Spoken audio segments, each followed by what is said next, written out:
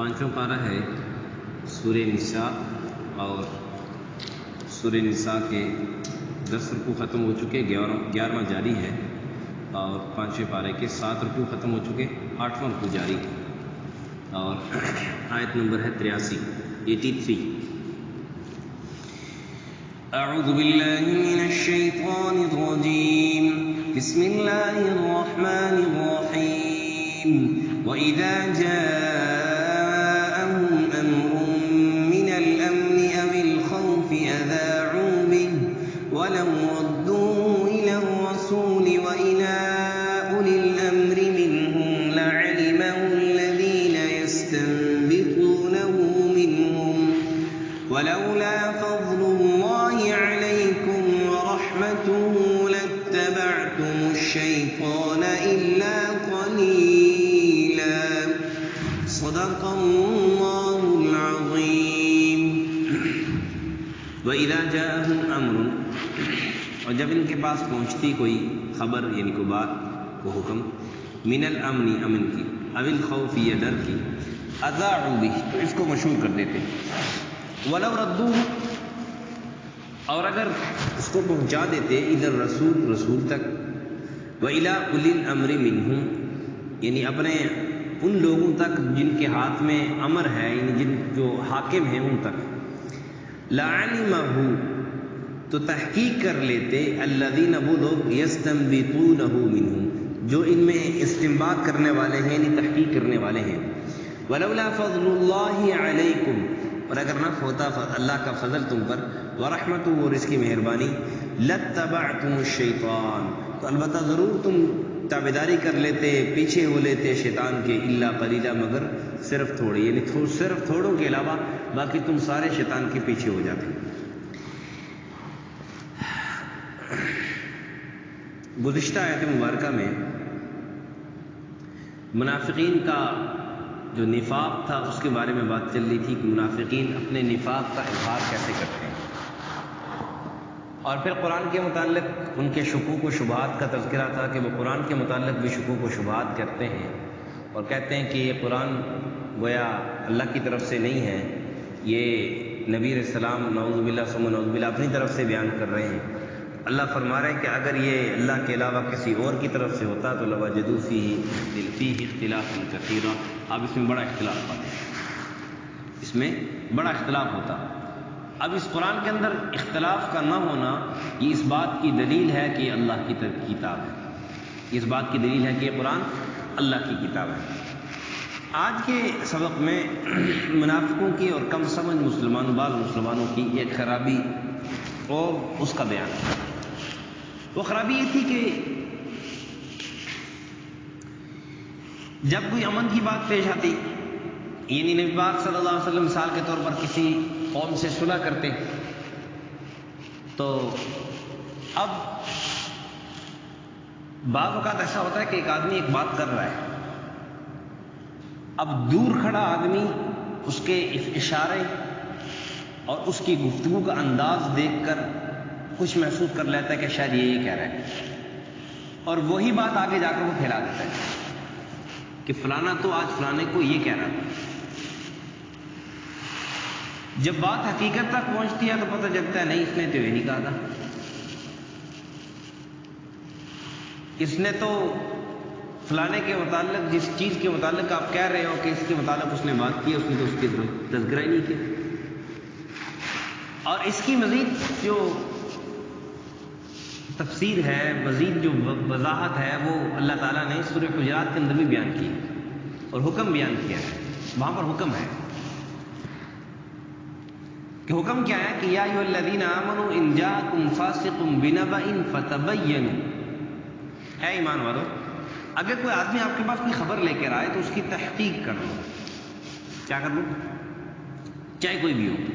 اس لیے کہا نا، کوئی آدمی آپ کے پاس آئے کہ جی میری فلانے نے آنکھ پھوڑی اور آنکھ ہاتھ میں پکڑی ہوئی لے کے آئے، تو کہا کہ اس کی آنکھ ہاتھ میں پکڑی ہوئی دیکھ کر بھی آپ فیصلہ نہ کرو اس کے خلاف، جس کے خلاف یہ فیصلہ لینے کے لیے آیا ہے، بلکہ اس دوسرے کو بھی دیکھ لو، دوسرے فریق کو بھی دیکھ لو، ہو سکتا ہے کہ اس نے اس کی دونوں آنکھوں پھوڑی ہو۔ تو ان جاءکم فاسق بنبأ فتبینوا، اگر آپ کے پاس کوئی بندہ کوئی خبر لے کے آتا ہے، کوئی بات لے کے آتا ہے، آپ تک کوئی بات پہنچتی ہے، تو اس کی پہلے تحقیق کر لو. پہلے کیا کر لو؟ تحقیق کر لو. ہاں، تحقیق کرنے کے لیے آپ کسی کو کہہ سکتے ہو کہ یار یہ میں نے بات سنی ہے، آپ کو اس بارے میں کوئی علم ہو تو بتاؤ کہ میں نے یہ بات سنی ہے کہ یہ بات ایسے ہے. اس میں آپ کا علم کیا کہتے ہیں، آپ کی معلومات کیا کہتے ہیں؟ ورنہ صرف سنی سنائی بات اس کو آگے پہنچا دینا. حدیث میں آتا ہے کفا بالمرء کذبا ان یحدث بکل ما سمع. آدمی کے جھوٹا ہونے کے لیے یہ کافی ہے کہ وہ ہر سنی سنائی بات آگے پہنچائے. خیر، منافقوں کا اور کمزور مسلمانوں کا یہ ایک کمی تھی، خرابی تھی بعض، کہ جو بات بھی وہ سن لیتے، دیکھ لیتے بظاہر، تو بعض باتیں ایسی ہوتی ہیں جو حاکموں کی اپنی سیکورٹی کی ہوتی ہیں، وہ ہر کسی کو بتانے والی نہیں ہوتی ہیں، کیونکہ ایک نظام چلانا ہوتا ہے. ایک مثال کے طور پر، اب ایک چور کو پکڑنا ہے، ہم یہاں پہ بیٹھے ہوئے مشورہ کر رہے ہیں اور ہمیں کوئی بندہ بتلا رہا ہے کہ جو چور فلانی جگہ پر ہے. اب ہم مشورہ کر رہے ہیں کہ اس کو فلانے طریقے سے، ایسے اس طریقے سے پکڑیں گے، اس ٹائم پکڑیں گے. اب ہمیں سے کوئی بندہ ایسا تھا جو ہماری شورا سے اس کو کوئی تعلق نہیں چلے کہ اس نے ہماری باتیں سن لی، اس نے جا کر وہ بات چور تک پہنچا دی. اب کیا ہوگا؟ چور خبردار ہو گیا، چوکنا ہو گیا، اس کو کیسے پکڑیں گے؟ یہی بات ہوتی تھی، بات جو منافق بھی کرتے تھے، اور ان کے دیکھا دیکھی جو کہ بعض کمزور مسلمان تھے ان کو پتہ تو نہیں تھا کہ یہ منافق ہے، کیونکہ منافق کے منہ پہ تو نہیں لکھا ہوا تھا کہ یہ منافق ہے. تو وہ بھی بعض جو نئے نئے مسلمان ہوتے تھے، کمزور مسلمان تھے، وہ ناسمجھی میں یہ کر بیٹھتے تھے کہ ان کے ساتھ شامل. جیسے امی عائشہ رضی اللہ تعالیٰ عنہ کے پر جب تہمت لگی تو اس میں بعض صحابہ بھی اس میں شامل ہو گئے. اگرچہ بظاہر زبان سے تو یہ نہیں کہا کہ واقعی انہوں نے یہ عمل کیا ہے، اگرچہ زبان سے یہ نہیں کہا کہ انہوں نے یہ عمل کیا ہے، لیکن ان لوگوں میں بھی شامل نہیں ہوئے کہ جنہوں نے اعلان کہا کہ یہ نہیں ہو سکتا. جیسے حضرت عمر رضی اللہ تعالیٰ عنہ، حضرت ابو بکر صدیق رضی اللہ تعالیٰ عنہ تو چونکہ فریق تھے، وہ تو خاموش تھے،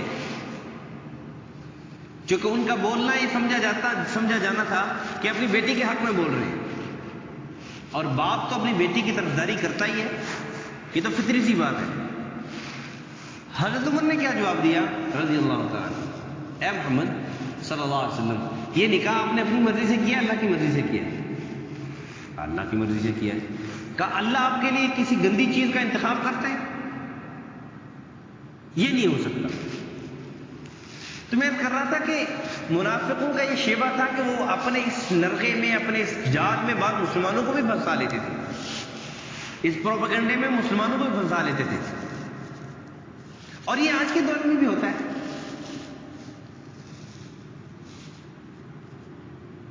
اب ہم نے دیکھا اور بہت سارے ساتھیوں نے آنکھوں دیکھا حال سنایا کہ اب جو مطلب مثال کے طور پر ہمارے سوات کا آپریشن تھا، اب جہاد کے نام پر ملک کے ساتھ غداری، مسلمانوں کے ساتھ غداری ہو رہی تھی، لیکن چونکہ ایک نام، ایک پاکیزہ نام شروع تھا، تو اس میں بعض مخلص مسلمان بھی جو مسلمانوں سے دشمنی نہیں چاہتے تھے، ملک سے دشمنی نہیں چاہتے تھے، کسی قسم کی غداری کے من کا ارادہ نہیں تھا، لیکن ان میں شامل ہو گئے. تو یہ ہر دور میں ہوتا ہے. تو اللہ تعالیٰ نے فرمایا کہ جب یہ طریقہ بدلا ہے، چونکہ اصل میں مسئلہ کیا ہے، ہم غلط فہمی میں اس لیے شکار ہوتے ہیں کہ ہم نے صحیح طریقے سے قرآن کو سیکھا نہیں ہے، زندگی گزارنے کے اسلوب سیکھے نہیں ہیں. جب ایسی کوئی بات آ جائے، آپ کو ایسی خبر سن لو جو بظاہر نقصان کی نظر آ رہی ہو، تو اس میں کیا کرنا ہے؟ تو صاف اللہ یہ حکم فرما رہے ہیں کہ وَلَوْ رَدُّوهُ إِلَى الرَّسُولِ وَإِلَى أُولِي الْأَمْرِ مِنْهُمْ. رسول نبی پاک صلی اللہ علیہ وسلم اس وقت موجود تھے تو خبر ان تک پہنچاتے ہیں، اور چونکہ قرآن آنے والی ساری رہتی دنیا تک انسانیت کے لیے پیغام ہے. وَإِلَى أُولِي الْأَمْرِ مِنْكُمْ، اپنے جو حاکم ہیں، اپنے جو متعلقہ بڑے ہیں، ان تک یہ خبر پہنچاؤ کہ ہم یہ دیکھ رہے ہیں کہ یہ نقصان کی بات ہے. اور پھر کہاں لعلمہ الذین یستنبطون، پھر وہ بڑے بتاتے ان لوگوں کو جن کا کام یہ کریدنا ہے، یہ سرچ کرنا ہے، دیکھنا ہے کہ کہاں پر غلط ہو رہا ہے، اس کی تحقیق کرنا ہے. پھر وہ اس کی تحقیق کرتے کہ دیکھو فلانی جگہ پر غلط ہو رہا ہے نہیں ہو رہا. تو کہیں بھی کوئی آدمی آپ کے پاس خبر لے کے آئے تو خلاصہ کلام یہ ہے کہ جب تک اس کی تحقیق نہ ہو جائے اس کے متعلق کوئی بھی فیصلہ نہ ہو، اس کے متعلق کوئی بھی تحقیق ہو گئی، اس کے بعد اس کے خلاف جو بھی اس کے حق میں ہے یا جو اس کے خلاف ہے جو بھی فیصلہ بنتا ہے وہ کرنے میں کوئی حرج نہیں ہے اور کرنا بھی چاہیے. لیکن سنی بات آگے پہنچا دینا یہ نبی علیہ السلام کے زمانے میں بھی مسلمانوں کے لیے باعث نقصان تھا، اور رہتی دنیا تک جب تک قیامت تک مسلمان ہیں جب تک یہ جو ہے نا وہ مسلمانوں کے لیے نقصان کا باعث ہوگا. اس لیے اس کا طریقہ کار کیا ہے کہ اگر کوئی بات پہنچتی ہے تو جو لوگ جن کا یہ کام ہے متعلقہ ادارے تک، متعلقہ لوگوں تک بات پہنچائی جائے، ان کا کام ہے پھر آگے اس کی تحقیق کر کے اس کے مطابق فیصلہ کرنا. تو اس وقت بھی ہوتا رہا. اللہ فرماتے ہیں وَلَوْلَا فَضْلُ اللَّهِ عَلَيْكُمْ وَرَحْمَتُهُ، اللہ کا فضل، اللہ کی رحمت جس کی وجہ سے آپ بچ گئے. لَاتَّبَعْتُمُ الشَّيْطَانَ إِلَّا قَلِيلًا، ظاہر ہے کہ جب دیکھیں نا مثال کے طور پر امی عائشہ رضی اللہ تعالیٰ عنہ کا جب واقعہ ہوا، اور بہت سارے واقعات ہیں، یہ مشہور واقعہ ہے کہ میں کروں مثال کے طور پر. اب اس میں نبی کریم صلی اللہ علیہ وسلم بالکل خاموش ہیں. نبی کریم صلی اللہ علیہ وسلم نے خاموشی اختیار کی، امی عائشہ نے بھی خاموشی اختیار کی، صرف اپنا دکھ، اپنا درد، اپنا دکھڑا اللہ کے سامنے پیش کیا. تو اگر یہ واویلا اور یہ جو عام پروپیگنڈا چل پڑا تھا امی عائشہ رضی اللہ تعالیٰ عنہ کے خلاف، اگر اللہ کا فضل نہ ہوتا، اللہ فرمانے اگر میرا فضل نہ ہوتا تم پر اور میری رحمت تم پر نہ ہوتی تو تم شیطان کی تابعداری کر بیٹھتے. جس طرح کے منافق چاہتے تھے تو کہا کہ تھوڑے لوگوں کے علاوہ تم سب شیطان کی تابعداری کر بیٹھتے. لیکن یہ پروپیگنڈا جتنے بھی منافقوں نے، یہودیوں نے پروپیگنڈا آج کے دور میں بھی چلا رہے ہیں، آج کے دور میں بھی رہتی دنیا تک مسلمان کے خلاف چلتے رہیں گے. تو یہ مسلمان جو آپ دیکھیں نا پاکستان، اس کے خلاف کتنے پروپیگنڈے ہو رہے ہیں، کتنی تدبیریں چل رہی ہیں، قسم کی تدبیریں چل رہی ہیں، اور کیا اس کے خلاف تدبیریں نہیں چلیں گی. لیکن یہ اللہ کا فضل ہے اور اللہ کا کرم ہے اور اللہ کا احسان ہے.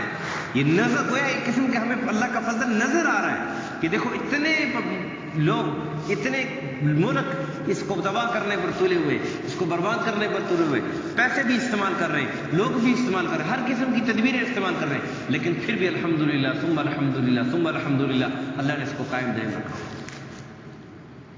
یہ کیا ہے؟ یہ اللہ کا فضل ہے، اللہ کا کرم ہے، اللہ کا. اور اس آزادی کی نعمت کی قدر ان سے پوچھو جن کے پاس یہ نعمت نہیں. تو بہرحال پروپیگنڈے میں نہیں آنا چاہیے، پروپیگنڈے میں نہیں. مثال کے طور پر دو لوگ ہیں، ان کی آپس میں دوستی ہے، آپس میں ان کے اچھے تعلقات ہیں. اب ایک بندہ آتا ہے، اس کو آ کے کہتا ہے جی، اور یہ اس وقت کیا کرتے تھے یہودی منافق کیا کرتے تھے، مثال کے طور پر نبی کریم صلی اللہ علیہ وسلم کی کسی قوم سے صلح ہو رہی، اب بظاہر وہ اب تک مسلمان نہیں ہوئی لیکن ان سے صلح ہو گئی، سیز فائر ہوگی، بھئی ہم آپس میں اکٹھے ہیں، ہم آپس میں ایک دوسرے کے خلاف قتل نہیں کریں گے، جہاد نہیں کریں گے، ایک دوسرے کے خلاف صلح ہو گئی. اب یہ لوگ کیا کرتے تھے، یہ لوگ مسلمانوں کے دل میں ڈالتے تھے ان کے خلاف شکوک و شبہات، ان کے دل میں ڈالتے تھے مسلمانوں کے خلاف شکوک و شبہات. کیوں؟ ان کے بات راس نہیں آتی تھی کہ یہ لوگ جو ہے نا یہ آپس میں اکٹھے ہوں، کیونکہ کافر تھا، مقابلہ کافر کا کرنا تھا، بڑے دشمن کا مقابلہ.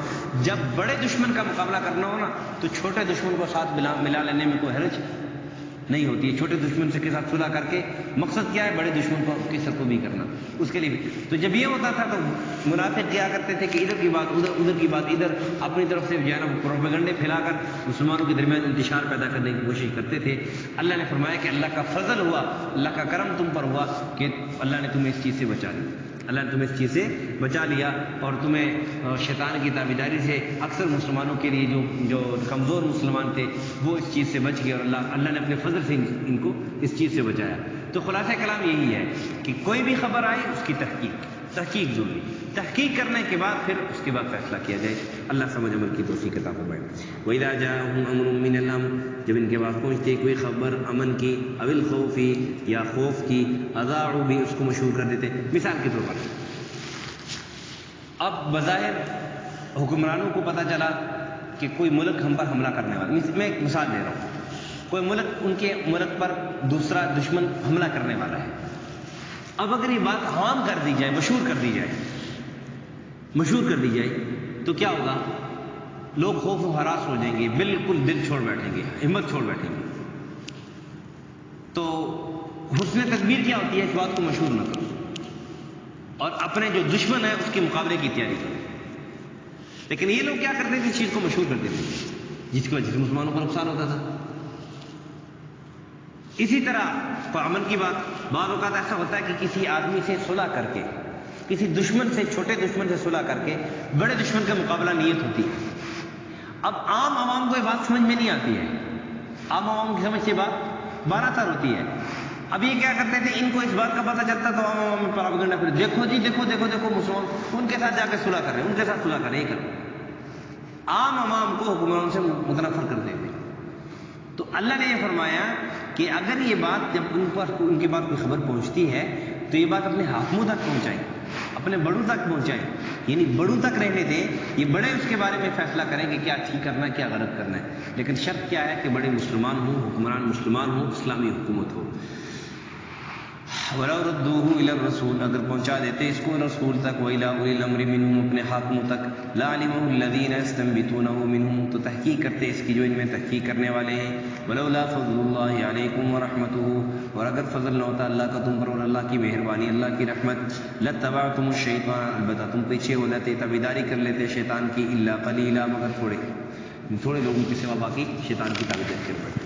الحمد للہ رب العالمین والعاقبۃ للمتقین، والصلاة والسلام على أشرف الأنبياء والمرسلين وعلى الملائكة المقربين وعلى عباد الله الصالحين.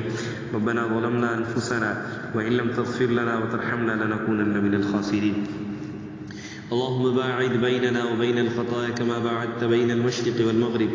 اللهم ينقي الخطايا كما ينقي الثوب الأبيض من الدنس. اللهم ارحم على حالنا ولا تنظر إلى سوء أعمالنا.